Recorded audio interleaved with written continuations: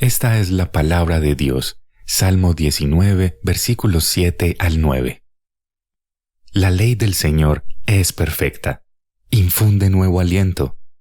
El mandato del Señor es digno de confianza. Da sabiduría al sencillo. Los preceptos del Señor son rectos.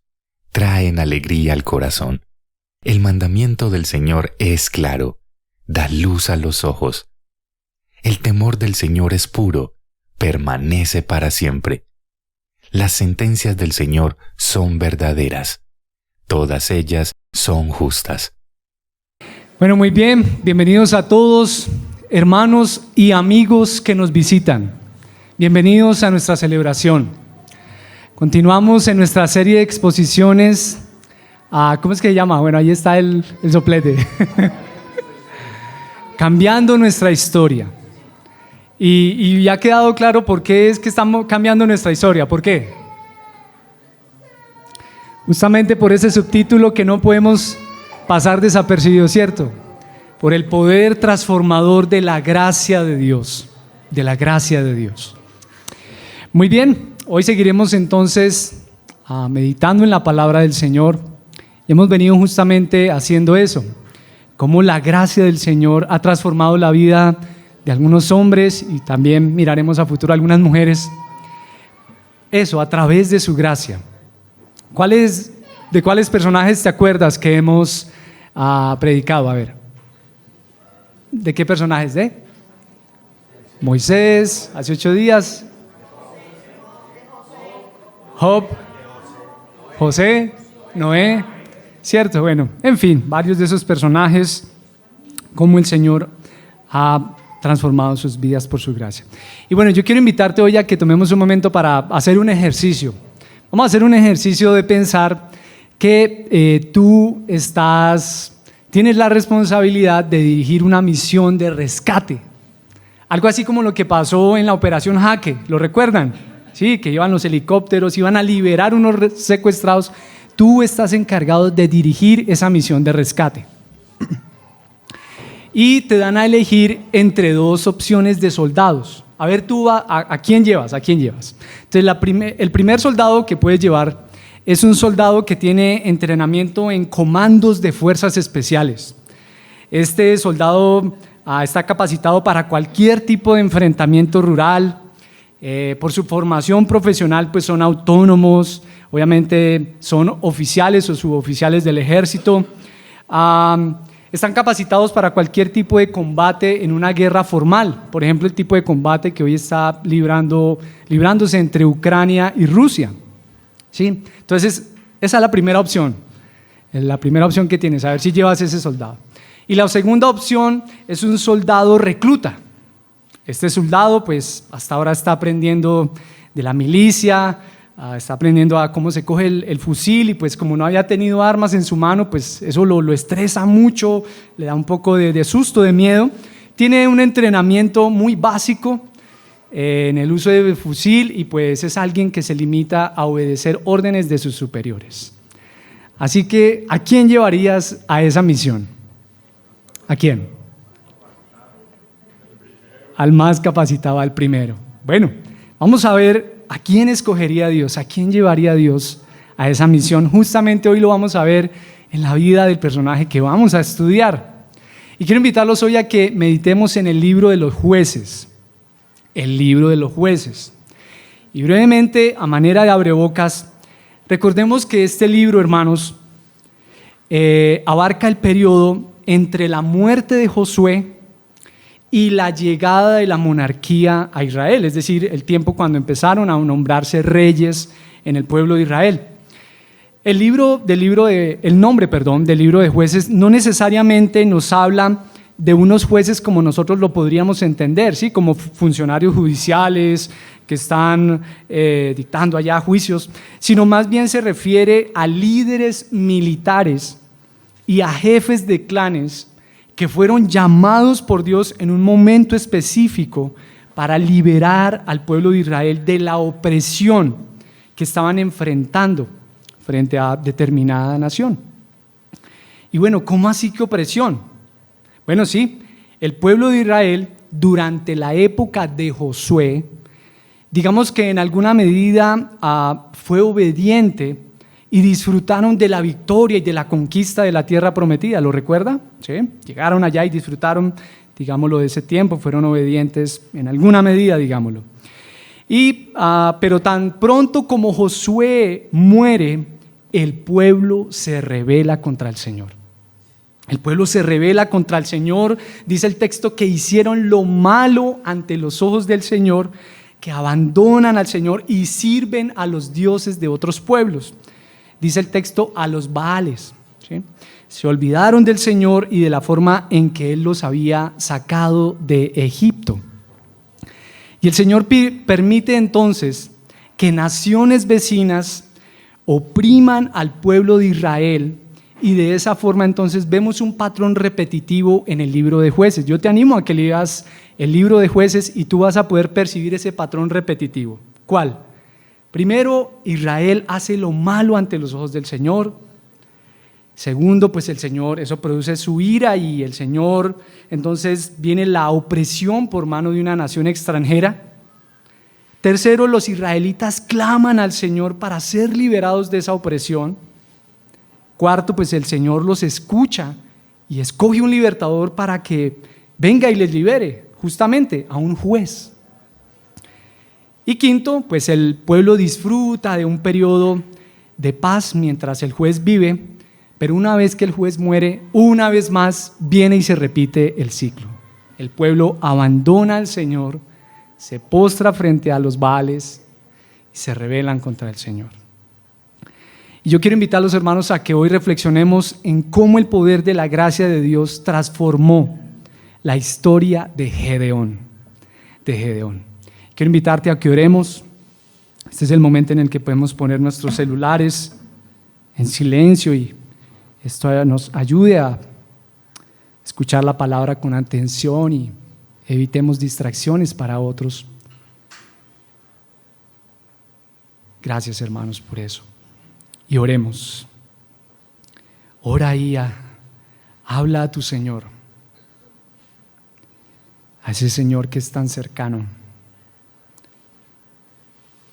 Ruégale por ti y también por tus hermanos.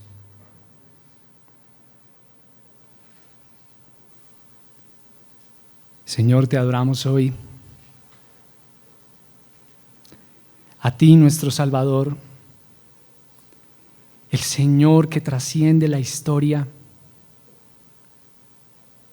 y que sigue transformando por su gracia la historia en particular de muchos hombres y de muchas mujeres.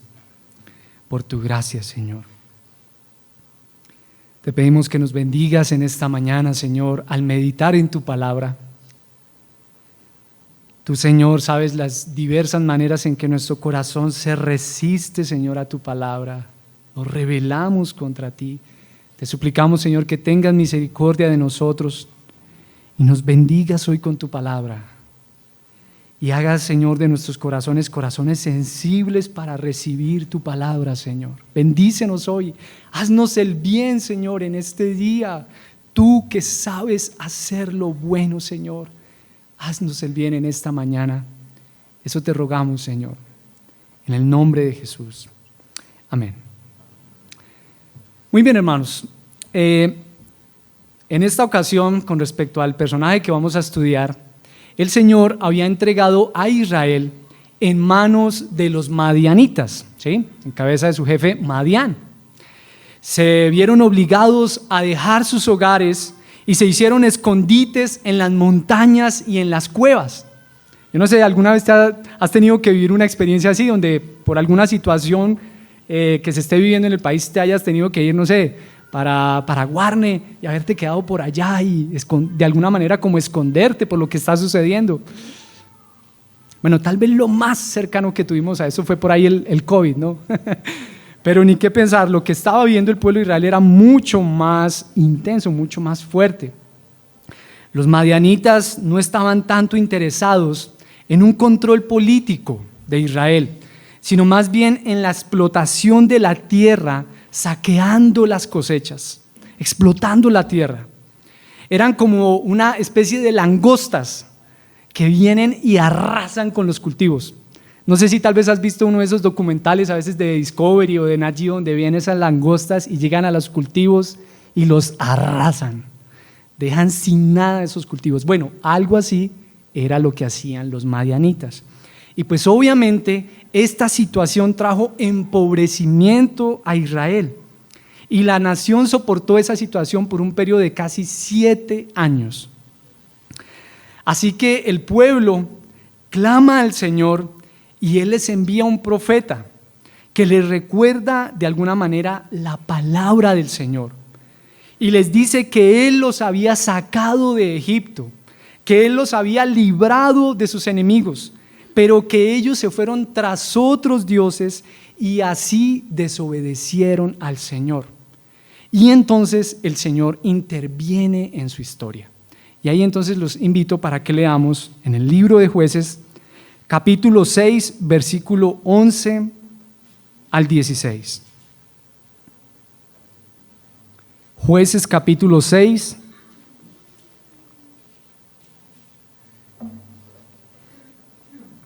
versículo 11 al 16.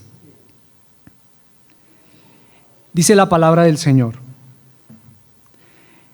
Entonces vino el ángel del Señor y se sentó debajo de la encina que estaba en Ofra, la cual pertenecía a Joás de Abiezer. Y su hijo Gedeón estaba sacudiendo el trigo en el lagar para esconderlo de los madianitas. Y el ángel del Señor se le apareció y le dijo: el Señor está contigo, valiente guerrero. Entonces Gedeón le respondió: Señor mío, si el Señor está con nosotros, ¿por qué nos ha ocurrido todo esto? ¿Y dónde están todas sus maravillas que nuestros padres nos han contado diciendo: ¿no nos hizo el Señor subir de Egipto? Pero ahora el Señor nos ha abandonado y nos ha entregado en mano de los madianitas. Y el Señor lo miró y le dijo: ve con esta tu fuerza y libra a Israel de la mano de los madianitas. ¿No te he enviado yo? Señor, le respondió Gedeón, ¿cómo libraré a Israel? Mi familia es la más pobre en Manasés y yo el menor de la casa de mi padre. Pero el Señor le dijo: ciertamente yo estaré contigo y derrotarás a Madián como a un solo hombre. Muy bien, hermanos, hasta ahí. Vamos a leer algunas porciones de los capítulos 7 y 8 también. Pero de entrada, hermanos, debemos decir que ya vemos la gracia del Señor. ¿Cómo? El Señor no esperó a que el pueblo se arrepintiera para acercarse a ellos, sino que Él viene y se sienta debajo de un árbol y allí le hace un llamado a Gedeón. Y eso nos recuerda cómo el Señor nos ha llamado a nosotros. Él no esperó a que nosotros nos arrepintiéramos, sino que más bien es Él quien toma la iniciativa y nos salva, y porque nos salva es que podemos arrepentirnos. Pero Él no está como que a ver quién se arrepiente, a ver para salvarlo. No, Él es quien toma la iniciativa, la gracia del Señor. Y le hace un llamado a Gedeón en medio de la comunidad, y es para la comunidad que le hace este llamado. Es en medio de la cotidianidad. Mire que el texto dice que estaba Gedeón haciendo ¿qué? ¿Qué estaba haciendo Gedeón? Sacudiendo el trigo, trillando parece, bueno. Y lo estaba haciendo ¿cómo? A escondidas. Y eso refleja el estado del pueblo. Al igual que Moisés, Gedeón recibe un llamado de parte de Dios mientras, escondido del enemigo, hacía la labor de un siervo para mantener a su familia. En medio de lo cotidiano de la vida, el Señor viene y llama a este hombre. El miedo que estaban experimentando, y debe hacer esto a escondidas. Era una situación crítica que estaba atravesando el pueblo. ¿Y qué es lo que le dice el Señor? Le dice: el Señor está contigo. El Señor está contigo, valiente guerrero. De por sí el nombre Gedeón significa justamente eso, guerrero, o algunos sugieren también que puede significar, bueno, eso no significa, es como un borrego, no sé, significa guerrero, significa cortador o trillador, que es justamente, tiene relación con lo que él va a hacer. Él era un guerrero valiente por la presencia de Dios con él. La presencia del Señor con Gedeón es suficiente para lo que viene por delante en la vida de Gedeón. Esto justamente nos recuerda el llamado que el Señor hace a nuestras vidas, ¿no? Y es que es su presencia, es la presencia del Señor en nuestras vidas, la que nos brinda la seguridad para los desafíos que se nos presentan en la vida, en el hogar. A ti se te presentan desafíos, hermano, ¿sí o no? ¿Qué dices? En tu hogar, bueno, en el trabajo también, a veces en la calle, ¿sí o no? Ay, hermano. En fin, pero es la presencia del Señor la que nos brinda la seguridad justamente frente a los desafíos que debemos enfrentar. De ahí entonces empezamos a comprender aquella porción de la palabra que dice: diga el débil, fuerte soy. Fuerte soy. Pero bueno, el ángel del Señor le dice: el Señor está contigo. Y de repente entonces Gedeón empieza a levantar una serie de preguntas, ¿no? Miremoslo ahí en el texto. Miremoslo ahí en el texto. Cuando después del versículo 13, ay Señor, pero si el Señor está con nosotros, ¿por qué nos ha ocurrido esto? ¿Dónde están esas maravillas que nos contaban nuestros padres? No nos hizo subir el Señor desde Egipto. Y eso nos recuerda, hermanos, una tendencia a cometer ese mismo error. Una tendencia del corazón humano. ¿Cuál? Problemas significa ausencia de Dios. Dios no está. ¿Qué pasó? Y tenemos esa tendencia a pensar, cuando vienen los problemas, no, Dios no está. Y esa era la perspectiva que tenía Gedeón. No, pero Señor, tú nos has abandonado, mira lo que estamos pasando. Pero más bien Gedeón debería preguntarse era cómo Dios estaba usando eso para su bien. Era más bien que el pueblo había abandonado al Señor y no que el Señor había abandonado a su pueblo. Y eso nos recuerda la presencia del Señor en medio de cualquier tipo de dificultad que sus hijos puedan enfrentar. Sí, hermanos, la enfermedad, la escasez, las dificultades, la muerte de un familiar. El Señor ha prometido que Él estará con nosotros en esas circunstancias también. Dice, por ejemplo, Nahum, capítulo 1, versículo 7, bueno es el Señor, es refugio en el día de la angustia y protector de los que en Él confían. El Salmo 55, 18, aunque son muchos los que me combaten, Él me rescata, me salva la vida en la batalla que se libra contra mí. O como lo dice el Evangelio de Juan, capítulo 16, versículo 33. Yo les he dicho estas cosas para que en mí hallen paz. En este mundo afrontarán aflicciones, pero anímense, yo he vencido al mundo. Entonces, ¿cuál es el ánimo del cristiano? Su Señor. Así que bueno, Gedeón empieza a recordar por allá las cosas pasadas, pero ahora la respuesta de Dios le deja ver que él no solamente va a vivir de aquellas cosas que le cuenten, ay no, me contaron que por allá el Señor hizo esto, sino que ahora Gedeón mismo va a poder experimentar el poder transformador de la gracia de Dios, la misericordia del Señor en su propia vida al ser comisionado para liberar a su pueblo, Así que Dios le dice que Él es la persona que va a enviar para liberar a Israel. El versículo 14, miremoslo ahí en el texto, hermanos, justamente dice, 6:14, y el Señor lo miró y le dijo, ve con esta tu fuerza y libra a Israel de la mano de los madianitas. ¿No te he enviado yo? Y pues Absalón empieza a presentar una objeción a esa respuesta de parte de Dios.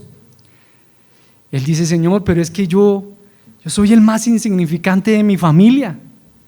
Ser el menor en aquella época implicaba, o sea, que no era el más indicado para ser llamado a esa misión. Económica y socialmente, su tribu era un clan débil de la tribu de Manasés, una tribu que no era la más prominente. No tenía los cursos de comandos especiales que podría tener el primer soldado que nombramos al inicio. No, él no tenía ese tipo de entrenamiento. ¿Cómo va a salvar a Israel? ¿Cómo? Y no es que Gedeón, hermanos, tuviera como que una baja autoestima, o como que estuviera en una especie de depresión, o se estuviera como dando mucho palo a él. No, él estaba siendo realista. Esta era la condición en la que él estaba. Esta era su realidad. Pero Dios ha dicho que él es ¿qué?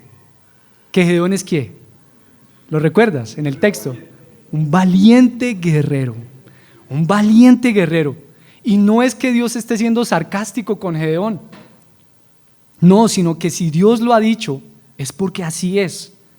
Y eso nos recuerda una gran verdad, hermanos, del llamado que Dios hace a nuestras vidas, de lo que Dios dice de nosotros. ¿Qué cosas recuerdas en la palabra que Dios dice de sus hijos, de ti? Por ejemplo, que ya no somos esclavos del pecado, que somos el cuerpo de Cristo. Cuando muchas veces nos resistimos a creer eso, no, o sea, yo vengo, pero no quiero vivir como un cuerpo, pero es algo que el Señor ha dicho de sus hijos. Cuando dice que somos santificados, en 1 Corintios 1:2, que somos reconciliados con Dios, 2 Corintios 5:10.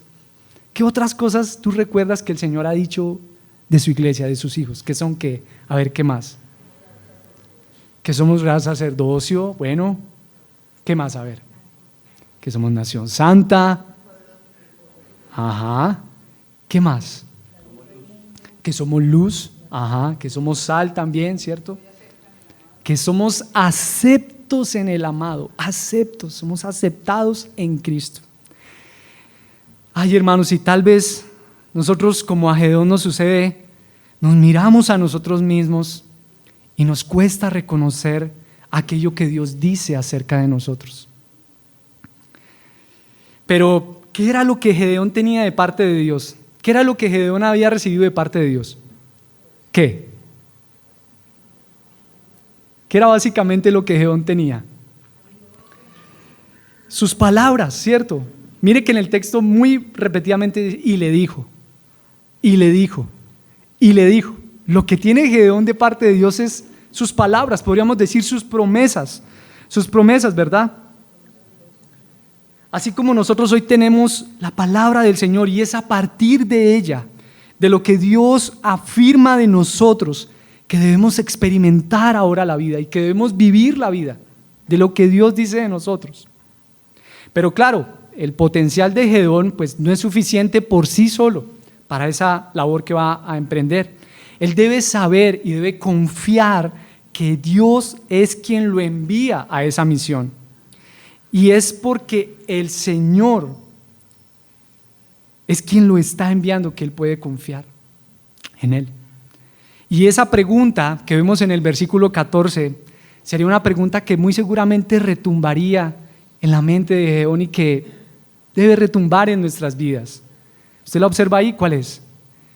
¿No te he enviado yo? ¿No te he enviado yo? Eso que dice el Señor, ¿no lo dice el Señor de ti? ¿No es el Señor el que está afirmando eso de ti? ¿No es el Señor que te ha llamado a tener comunión con Él? ¿Sí? Es decir, su confianza y su seguridad debían estar en saber, en recordar que era el Señor quien lo enviaba a realizar ese servicio. Y de la misma manera, hermanos, Es esta misma afirmación la que nos debe alentar, animar a cada uno de nosotros en las áreas del servicio a las cuales el Señor nos ha llamado.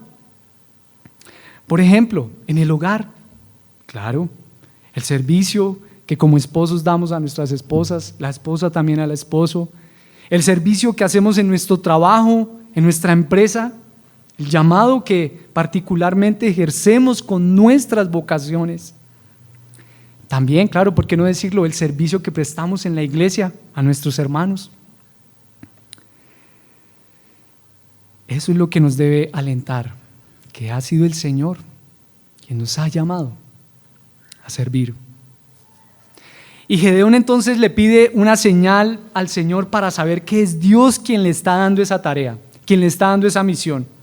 Y el Señor en su misericordia le concede esto, y de repente se da cuenta Gedeón que ha estado de cara a cara frente al Señor, y ahora Gedeón teme por su vida, porque él recuerda que no hay alguien que esté delante del rostro del Señor y viva. Pero ahora Gedeón puede conocer al Señor, y esta es la forma en la que Dios se revela a Gedeón como un Dios de paz, y le dice a Gedeón: no temas, no morirás.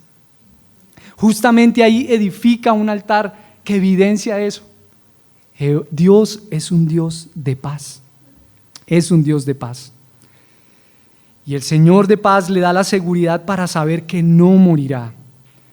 Este hombre que antes estaba como un poco atemorizado, entonces ahora empieza una reforma guiado por el Señor. El Señor le dice que vaya a la casa de su padre y derribe el altar a Baal y a la diosa Acera. Y guiado por el Señor, entonces él va junto con 10 hombres y lleva a cabo esa misión. Va de noche porque en alguna medida está temeroso de los hombres de la ciudad. Y dice el texto que después de haber hecho eso, después de haber derribado esos altares, capítulo 6, versículo 34 dice: y el Espíritu del Señor vino sobre Gedeón, y éste tocó la trompeta, y los de Abiezer, familia, se juntaron para seguirlo. Dios estaba cumpliendo su promesa de estar con Gedeón, de estar con él. El Espíritu del Señor vino sobre Gedeón. Describe de alguna manera eso, como el Espíritu como que reviste o envuelve a Gedeón como con una vestidura. Eso es lo que significa eso. Ahora, Gedeón todavía está inseguro del llamado de Dios. Todavía está inseguro del llamado de Dios. Le pregunto, ¿no nos ha pasado eso a veces a muchos de nosotros? Ay, Señor, pero ¿será que sí? Señor, sí, me estás llamando a esto. Y entonces le pide al Señor una prueba más.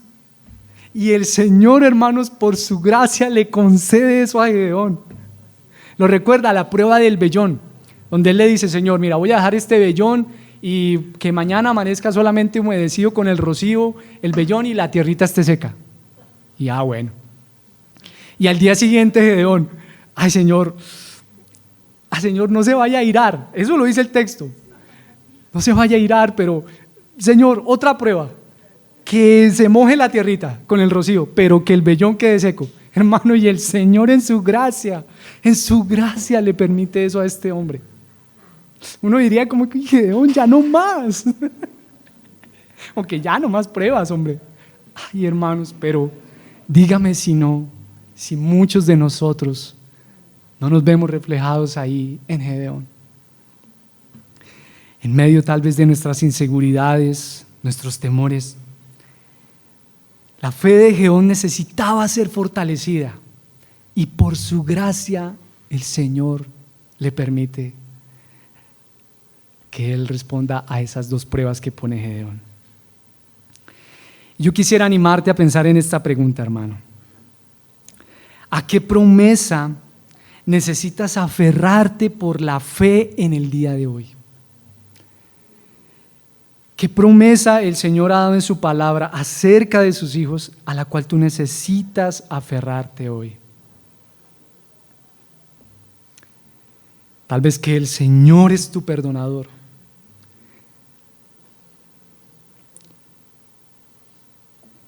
que el Señor es quien cuida de ti, que Él es quien sustenta tu vida.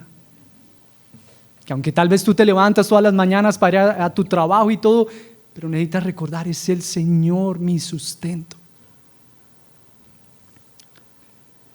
O también en medio de la enfermedad, que es el Señor tu sanador, que Él es tu fortaleza. ¿Qué promesa necesitas aferrarte hoy, hermano, por la fe? Por la fe.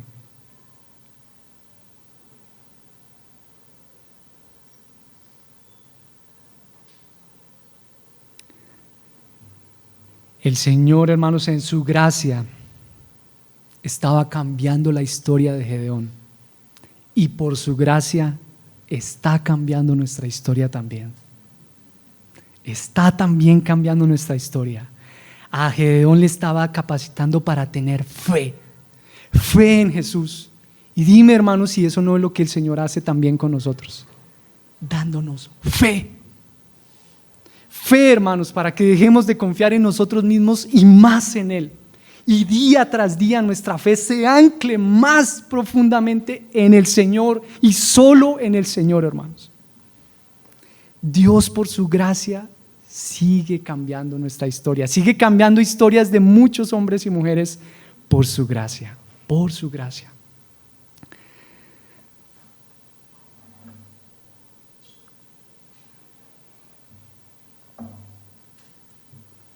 Y vamos entonces a un segundo punto que justamente tiene que ver con el guerrero valiente. El guerrero valiente. Vamos al capítulo 7 ahí, en Jueces, ahí pegadito.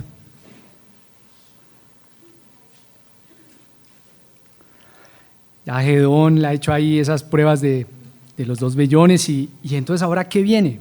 Vamos ahí, Jueces capítulo 7 del versículo 1 al 8. Y dice, Jerobaal, este fue un nombre que él recibió después de que derribó el altar de Baal. Él recibió ese nombre, Jerobaal, es decir, Gedeón. Se levantó temprano y todo el pueblo que estaba con él, y acamparon junto a la fuente de Arot. El campamento de Madián estaba al norte de ellos, cerca de la colina de Moré, en el valle. Y el Señor dijo a Gedeón: el pueblo que está contigo es demasiado numeroso para que yo entregue a Madián en sus manos. No sea que Israel se vuelva orgulloso y diga: mi propia fortaleza me ha librado. Ahora pues, proclama a oídos del pueblo: cualquiera que tenga miedo y tiemble, que regrese y se vaya del monte Galaad. Y 22,000 personas regresaron, pero quedaron 10,000. Entonces el Señor dijo a Gedeón: todavía el pueblo es demasiado numeroso, hazlos bajar al agua y allí te los probaré. Y será que de quien yo te diga, este irá contigo, ese irá contigo. Pero todo aquel de quien yo te diga, este no irá contigo, ese no irá. E hizo bajar el pueblo al agua, y el Señor dijo a Gedeón: pondrás a un lado a todo aquel que lame el agua con su lengua, como lame el perro, y a todo el que se arrodilla para beber. Y fue el número de los que lamieron, poniendo la mano a su boca, 300 hombres. Pero todo el resto del pueblo se arrodilló para beber. El Señor dijo entonces a Gedeón: los salvaré con los 300 hombres que lamieron el agua, y entregaré a los madianitas en tus manos. Que todos los demás del pueblo se vayan, cada uno a su casa. Y los 300 hombres tomaron en sus manos las provisiones del pueblo y sus trompetas. Y Gedeón envió a todos los demás hombres de Israel, cada uno a su tienda, pero retuvo a los 300 hombres. El campamento de Madián le quedaba abajo en el valle. Hay demasiada gente. No hay cama para tanta gente, como dice ese merengue. El pueblo puede llegar a afirmar que su fuerza es la que lo había librado. Una traducción alterna podría ser: no sea que Israel se gloríe contra mí, o que el pueblo de Israel se alabe contra mí. El Señor, hermanos, conoce el corazón del hombre. El Señor conoce tu corazón, hermano. Él sabe que esa tendencia está en el corazón del ser humano, a jactarse de sí mismo. Dígame si no es así. Así es. El Señor sabía eso. Y podía atribuirse el pueblo de Israel a sí mismo la victoria. Al hacer eso se estaba rebelando contra el Señor y era un mismo riesgo para la vida de Gedeón. Yo quiero invitarlos a leer el libro de Deuteronomio, hermanos. Este pasaje, aunque bueno, si quieren los voy a leer para ustedes porque solamente son unas porciones que tienen que ver justamente con esto que el Señor está advirtiendo a Gedeón. Deuteronomio capítulo 8, versículo 11. Dice: cuídate de no olvidar al Señor tu Dios. Esto se lo está diciendo el Señor al pueblo de Israel. Cuídate de no olvidar al Señor tu Dios, dejando de guardar sus mandamientos, sus ordenanzas, sus estatutos, que yo te ordeno hoy. No sea que cuando hayas comido, te hayas saciado, hayas construido buenas casas, habitado en ellas, cuando tus vacas y tus ovejas se multipliquen y tu plata y tu oro se multiplique, entonces tu corazón se enorgullezca y te olvides del Señor tu Dios. Versículo 17: no sea que digas en tu corazón: mi poder y la fuerza de mi mano me han producido esta riqueza. Pero acuérdate del Señor tu Dios, porque Él es el que te da poder para hacer riquezas, a fin de confirmar su pacto, el cual juró a tus padres como en este día.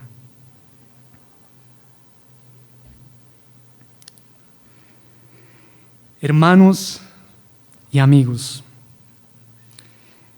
pero ante todo, hermanos, aquellos que han declarado su fe en Jesús, qué necesario se hace para el creyente recordar constantemente lo que el Señor ha hecho en su vida, en nuestras vidas. Este es un ejercicio que el creyente debe hacer con cierta regularidad. No olvidarse de su Señor, recordar de dónde fue que el Señor lo rescató. De allí, hermanos, nuestra necesidad de congregarnos, porque nos es necesario escuchar la palabra del Señor.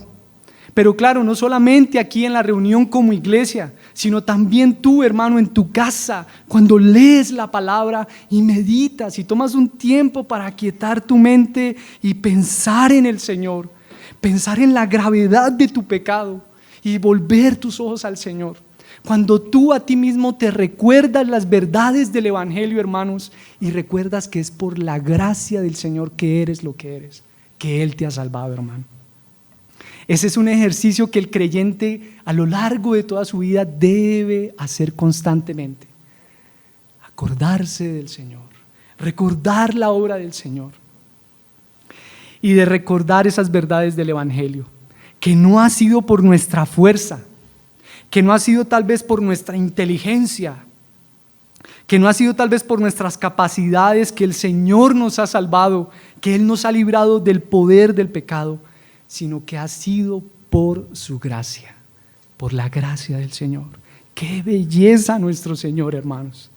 Pero también que es por su gracia, hermanos, que podemos desarrollar una profesión. Lo leíste ahí en el texto, cuando dice no olvides que es el Señor que te permite hacer riqueza.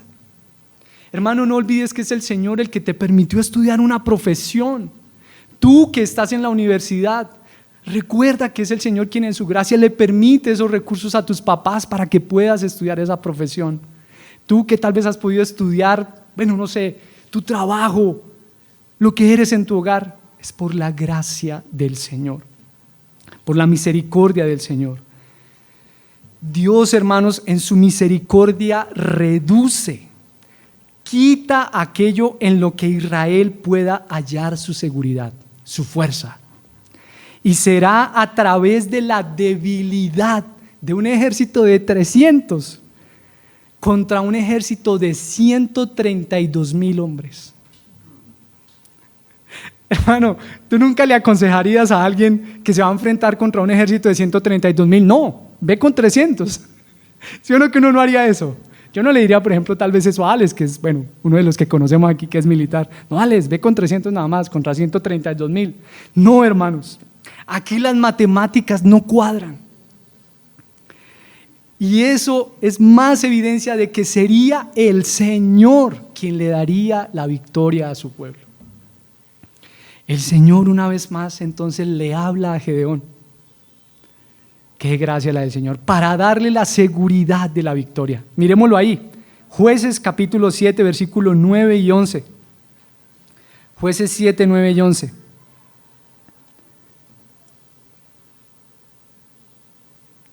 Dice, aquella misma noche el Señor le dijo a Gedeón, levántate, desciende contra el campamento porque lo he entregado en tus manos.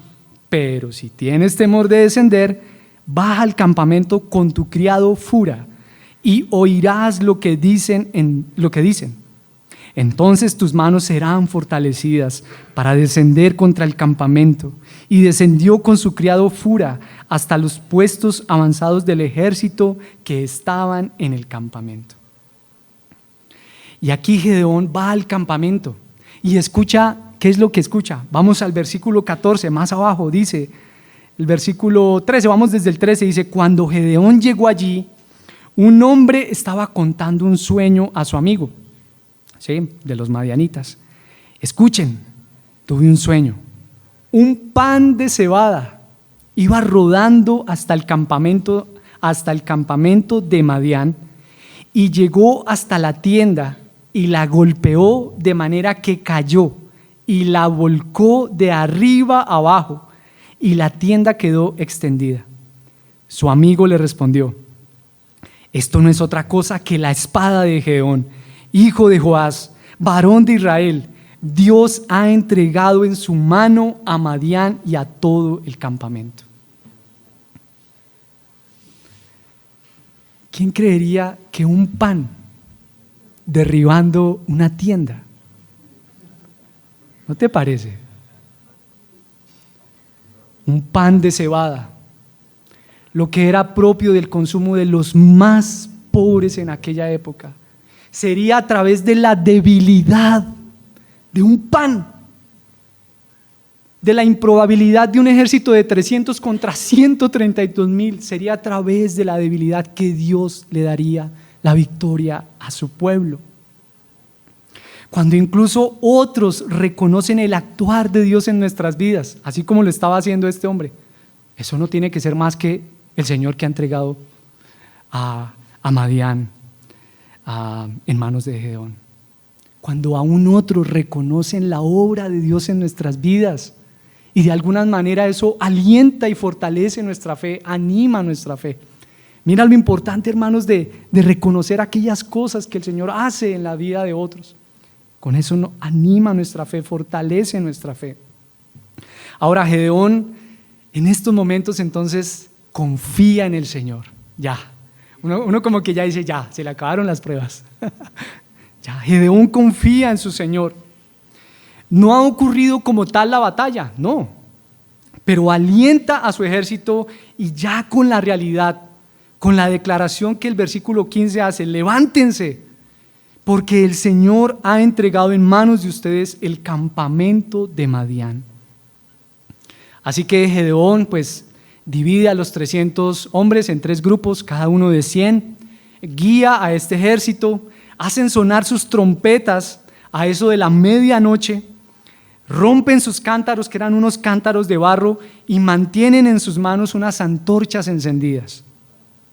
Y señala el texto en el versículo 22 que cuando hicieron sonar las 300 trompetas, el Señor puso la espada del uno contra el otro. Eso lo dice el texto, versículo 22, que cuando hicieron sonar las 300 trompetas, el Señor puso la espada del uno contra el otro por todo el campamento y el ejército huyó y aquella noche cayeron 120,000 hombres.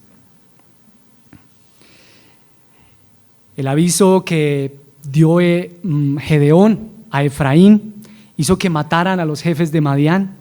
Efraín mató a los jefes de Madián. Posteriormente eso le molestó a Efraín porque no, ¿cómo que no nos avisaste que te ibas a enfrentar a Madián? Pero la respuesta de Gedeón evidencia que él está convencido de que la victoria es del Señor, que ha sido el Señor quien le ha dado la victoria a su pueblo.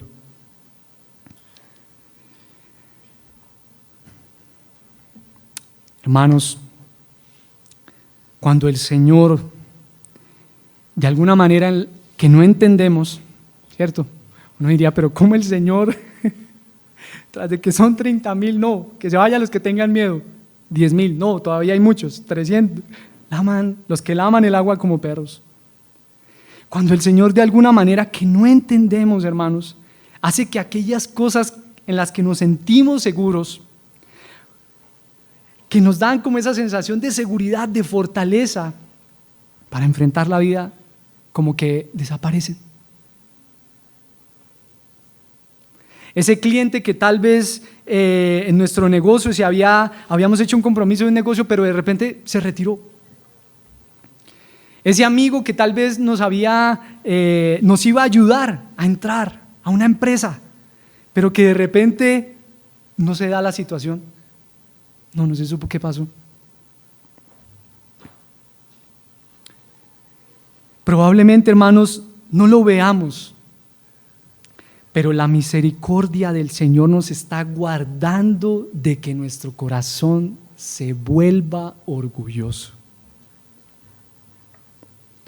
de que nuestro corazón se vuelva un corazón centrado en sí mismo y no en el Señor.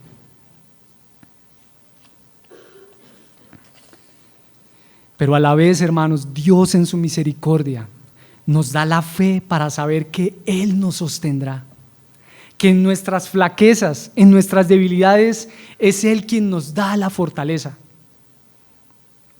Es un ejercicio necesario de hacer como creyentes, recordar que lo que somos, que lo que tenemos, que nuestra lucha contra el pecado no es de nosotros, no se trata de nuestras capacidades.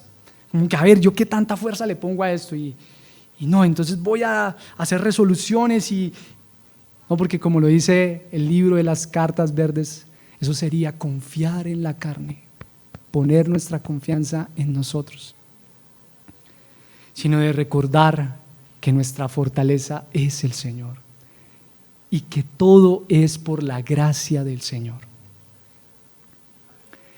Pero bueno, sería el poder de Dios que obró de forma milagrosa, ¿o no, hermanos? Claro, de forma milagrosa en la vida de Gedeón, capacitándolo para liderar militarmente. Un hombre que no tenía la más mínima experiencia en ello. Él recluta. La segunda opción. Él recluta. Y Dios le da fe y cambia su historia y hace de él un valiente guerrero. Pero Dios en su gracia lo faculta para desarrollar una tarea. Le provee la valentía que necesita para liberar a su pueblo. Y finalmente Gedeón entiende que es el Señor quien ha entregado en sus manos a los madianitas. Dios continúa haciendo maravillas, hermanos, ¿o no? Dios llama a un hombre pasivo, inseguro. A través de su debilidad, Dios guiará a su ejército. Le muestra que Él es el Dios de su historia, el Dios de la historia de Israel y el Dios de nuestra historia, el Dios que interviene en nuestra historia, que sigue cambiando nuestra historia. O pregúntate, hermano, ¿no has podido percibir en tu propia vida la gracia del Señor transformándote? Dándote fe para confiar en tu Señor, que en su misericordia nos alienta y nos da fe en medio de nuestros temores, nuestras inseguridades. O hermanos, una pregunta, ¿aquí alguien alguna vez ha estado inseguro de algo? Muchas veces he estado inseguro de muchas cosas, en medio de lo frágiles y débiles que somos, para decirnos, diga el débil, fuerte soy, como lo dice Joel 3:10, para que como se le dijo a Gedeón, hoy se nos recuerda a nosotros, el Señor está contigo, hermano. El Señor está contigo. Cómo Dios sigue haciendo maravillas a través de la debilidad en nuestras vidas. Pero también en la debilidad de lo que significó la cruz, hermanos. En la vida de su Hijo, en Jesucristo, la cruz no era justamente un símbolo de mucha fortaleza o un signo de victoria. Antes bien era la forma en la que morían los peores criminales de la época. Pero fue en la debilidad de la cruz que Dios triunfaría. Sería al morir que el Señor daría vida. Y cuando digo que Él sigue haciendo maravillas a través de la debilidad, no quiero que esto se entienda, hermanos, como una licencia, como un permiso para asumirnos en nuestras debilidades, en nuestros pecados, no, sino que es a través de un reconocimiento sincero, transparente, de nuestra propia fragilidad. Es cuando hay una creciente conciencia de las diferentes y variadas formas en que pecamos contra el Señor. Cuando reconocemos más y más nuestra pecaminosidad, que entonces la cruz empieza a cobrar mucha más relevancia. Algunos de ustedes lo vieron seguramente cuando estudiamos este libro de la vida centrada en el Evangelio, ¿lo recuerdan? Cuando nuestra conciencia de nuestro pecado cada vez crece más, entonces la cruz empieza a cobrar mucha más relevancia y se hace mucho más hermosa la obra de Cristo para nosotros. Y entonces nos damos cuenta que nuestra fortaleza es y solo puede ser el Señor, hermanos. Bueno, el ejército es derrotado. Imagínate que tú eres del pueblo de Israel, ahí estás en medio de esa situación y Gedeón acaba de derrotar a los madianitas. ¿Tú qué quisieras hacer con Gedeón? ¿Qué te imaginas que el pueblo empezó a hacer? ¿Tú qué quisieras hacer con Gedeón? ¿Qué te gustaría hacer de Gedeón? A ver. Un rey, claro, este es el tipo que necesitamos, hermano, venga, suba a la presidencia. Pero Gedeón dice, no, ni tampoco mi hijo gobernará. Dice, sino que el Señor reinará sobre ustedes. El Señor reinará sobre ustedes. Ahora, todo parece indicar que Gedeón sabía eso muy bien intelectualmente, conocimiento, pero que esa verdad no estaba arraigada en su vida. Y entonces empieza a demandar para sí las cosas que demanda un rey. Le empieza a pedir a las personas que le lleven, justamente a causa de la liberación del pueblo, que le lleven gran cantidad de oro, con lo que él hizo un efod. El efod era un utensilio utilizado por los sacerdotes, ¿lo recuerda? Algunos de ustedes lo saben, que contenía el urim y el tumim, que eran unos elementos utilizados para recibir la dirección de Dios y conocer la voluntad de Dios cuando tal vez no había claridad respecto a algunas decisiones. Entonces eso lo utilizaba el pueblo. Y Gedeón se hace un efod. Lo pone en Ofra, su ciudad, como lugar de adoración, para que de alguna manera él quiere animar al pueblo a ser guiados por él. Y todo indica que Gedeón ha usado a Dios para consolidar su posición, en vez de usar su posición para servir a Dios y ser usado por Dios. Mire lo que dice el capítulo 8, versículo 27, hermanos. Jueces 8, 27. Lo que pasó con ese efod.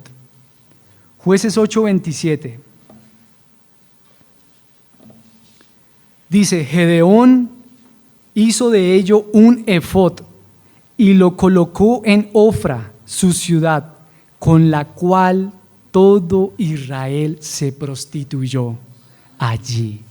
Y esto vino a ser ruina para Gedeón y su casa. Ay. Salió a relucir el corazón de Gedeón. Aunque Gedeón se había rehusado a ser el rey, con lo que hace, demuestra que él sí quiere ser rey. Y hermanos, valdría preguntarnos, le hablo principalmente a aquellos que han creído en el Señor Jesús, que confiesan su fe en su Salvador. Hermanos, ¿en qué áreas de nuestra vida necesitamos rendir? ¿Qué áreas de nuestra vida se necesitan rendir al reinado de Dios? ¿Cuáles son esas verdades del Evangelio que tal vez nosotros podemos recitar muy bien de memoria? No, sí, las 5 solas, no, yo me las sé. La sola gracia, la sola. Las doctrinas de la gracia, claro, yo te las puedo decir, te las escribo casi de memoria. Pero que en alguna medida han simplemente sido eso, un conocimiento, pero que no se han hecho vívidas en el corazón, que no se han enraizado en nuestra vida, hermanos. Y es justamente de eso que ha venido a salvarnos nuestro Dios, de ser nuestros propios reyes, de ser gobernados por nuestro propio yo y de que Cristo entonces reine en nuestros corazones. Así que, hermano, si hallas que tu corazón, si en alguna medida estás viendo lo pecaminoso de tu corazón, yo te digo, estás cambiando. Dios continúa cambiando nuestra historia por su gracia. No pierdas la esperanza. Tú eres perdonado, no debes ocultarte. Tú eres perdonado. Es interesante, hermanos, que la misma Biblia no descalifica a Gedeón por esto. En Hebreos capítulo 11, versículo 32, el autor dice: ¿y qué más diré? Pues el tiempo me faltaría para contar de Gedeón, Barak, Sansón, Jefté, David, quienes por la fe obtuvieron promesas, siendo débiles fueron hechos fuertes, se hicieron poderosos en la guerra, pusieron en fuga a ejércitos extranjeros por la fe. Qué interesante que la Biblia misma no descalifica a Gedeón. Es más, lo cuenta como un hombre de fe. No fue su fracaso lo que definió la vida de Gedeón, sino la gracia de Dios que lo sostuvo y que le dio fe a este hombre para llevar a cabo ese servicio al cual Él lo había llamado. La misma gracia que te sostiene a ti, hermano, y que te define a ti, la gracia del Señor. Qué maravilloso, hermano, es ver a aquel de quien cada juez, en el libro de los jueces, hablando de los libros de los jueces, es una sombra, y ver cómo usó su posición. A diferencia de Gedeón, él tenía todos los derechos para exigir ser servido como un rey. Sin embargo, Jesús resistió la tentación de gobernar con poder sobre las naciones. ¿Lo recuerdas cuando fue tentado por Satanás en el desierto? En Lucas capítulo 4. Porque Él vino no para ser servido, sino para servir y para dar su vida en rescate por muchos. Marcos 10. Nos ha rescatado de nuestras reacciones de honrarnos por el éxito que alcancemos, o también tal vez del odio que pudiésemos sentir por nuestros fracasos. De eso nos ha venido a rescatar el Señor. A diferencia del efod, Jesús es aquel a quien en verdad debemos adorar. Y esta es la belleza de tu Salvador, hermanos, que te está capacitando, dándote fe para que confíes en Él. Esa es la belleza de tu Señor, que te invita a reconocer tus debilidades. Es que, hermano, para venir al Señor no tenemos que mostrar una faceta que nosotros no somos, como que muy espirituales, como que no, yo soy el muy fuerte y yo me sé muchos libros. No, hermanos, es un reconocimiento sincero de lo que somos, de que somos débiles, de que somos pecadores. Y no es como hacer un ejercicio de una baja autoestima o como de victimización, como que, ay, por ello, no, sino una gran oportunidad de recordar: diga el débil, fuerte soy. De recordar que tu fortaleza es tu Señor, tu Salvador. Es en aquellos que reconocen su propia debilidad y flaqueza que Él viene a obrar. Y como en el caso de Gedeón, a recordarnos Y a recordarte a ti en esta mañana, hermanos, el Señor está contigo. Oremos, hermanos.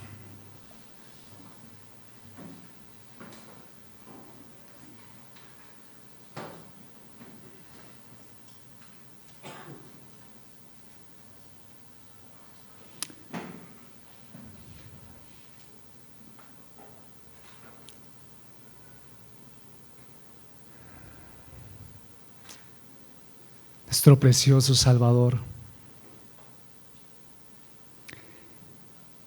Gracias, Señor, por venir a salvarnos, Señor, de nuestro orgullo, de ese orgullo tan horrible, Señor. Venir a salvarnos, Señor, de vivir vidas simplemente centradas en nosotros mismos. O también de haber vivido vidas simplemente bajo la opresión de lo que pudieron haber sido nuestros fracasos. Gracias por habernos salvado de eso, Señor. Gracias, Señor. Señor, te pedimos perdón por las muchas ocasiones en que nos hemos dado el crédito de algo que tú hayas hecho, Señor. Perdónanos. Perdona, Señor, cuando hemos albergado orgullo en nuestro corazón. Perdónanos, Señor. Lo hemos hecho, Señor. Perdónanos. Rogamos tu perdón. Rogamos, Señor, tu perdón cuando en medio de los problemas y dificultades rápidamente lo que hemos pensado es: el Señor no está. Perdónanos, Señor. Pero gracias, Señor, por tu palabra, que así como a Gedeón, Señor, él era lo que él tenía, lo que tú le dijiste, tus palabras, Señor. Y esto fue suficiente para Gedeón, lo que tú le decías. Y está también en nuestra confianza, Señor, lo que tú nos has dado en tu palabra, lo que tú has afirmado acerca de tu iglesia, de tus hijos, que somos perdonados, que no hay condenación para el que está en Cristo Jesús, que ni la vida ni la muerte nos podrán apartar de ti, Señor. Esta es nuestra confianza, Señor, lo que tú has dicho, Señor. Gracias, Señor. Te alabamos, Señor, y te bendecimos en esta mañana, porque por tu gracia, Señor, tú sigues cambiando nuestra historia, Señor, capacitándonos, Señor, dándonos fe para confiar en ti, Señor. Gracias, Señor, gracias, porque es que esta fe no puede provenir de nosotros. Nosotros somos pecadores. Esta fe proviene de ti, Señor. Gracias, Señor, gracias. Y gracias, Señor, porque esta es nuestra confianza, la misma confianza que le diste a Moisés, a Gedeón, que el Señor está con nosotros. Te adoramos, Señor. Te bendecimos. Hermano, no te distraigas, ni distraigas a quien esté a tu lado. Medita en tu Salvador, en tu Señor, en su gracia, y adoremos a nuestro Rey.